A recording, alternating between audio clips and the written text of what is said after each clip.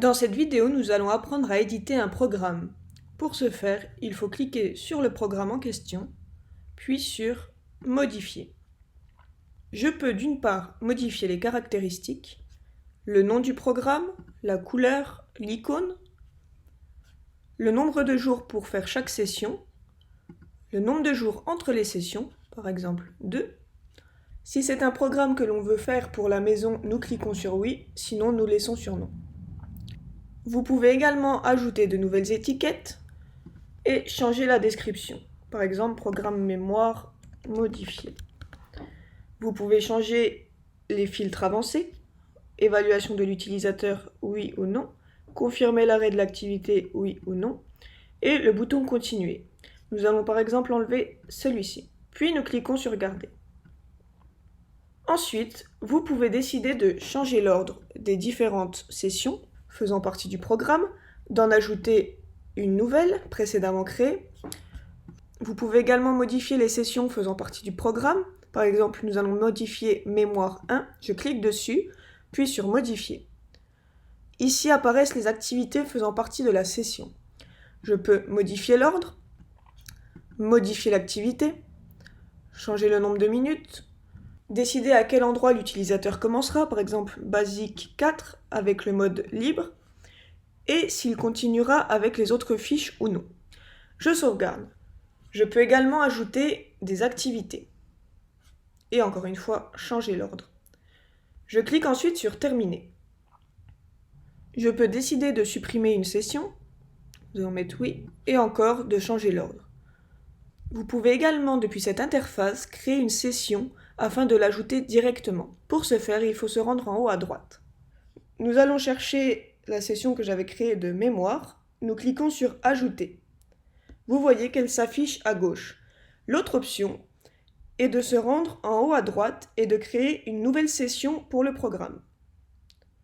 Par exemple, mémoire 1, étiquette mémoire,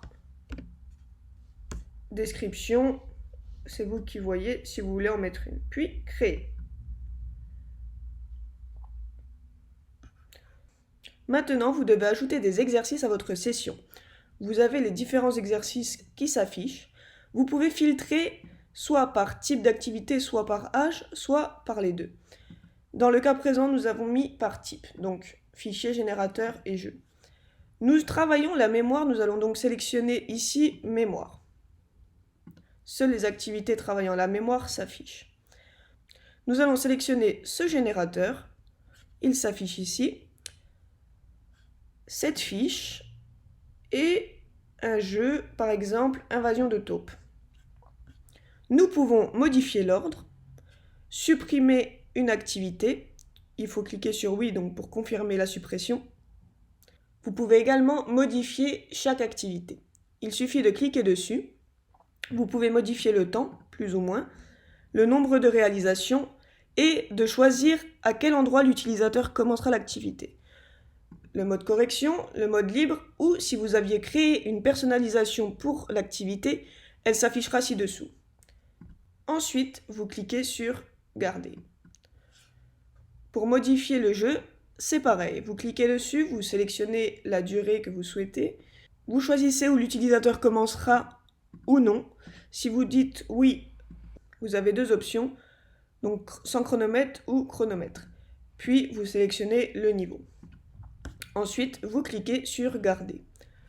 Pour la fiche, il en va de même. Vous sélectionnez le temps. Je choisis où l'utilisateur commencera, oui ou non. Le niveau, basique, facile, moyen, etc. Et le mode libre ou correction. Vous pouvez également choisir de continuer avec les autres fiches ou non. Et donc, quand votre session est prête, il suffit de cliquer sur terminer. Vous avez donc les deux sessions, vous pouvez en ajouter d'autres ou en créer d'autres.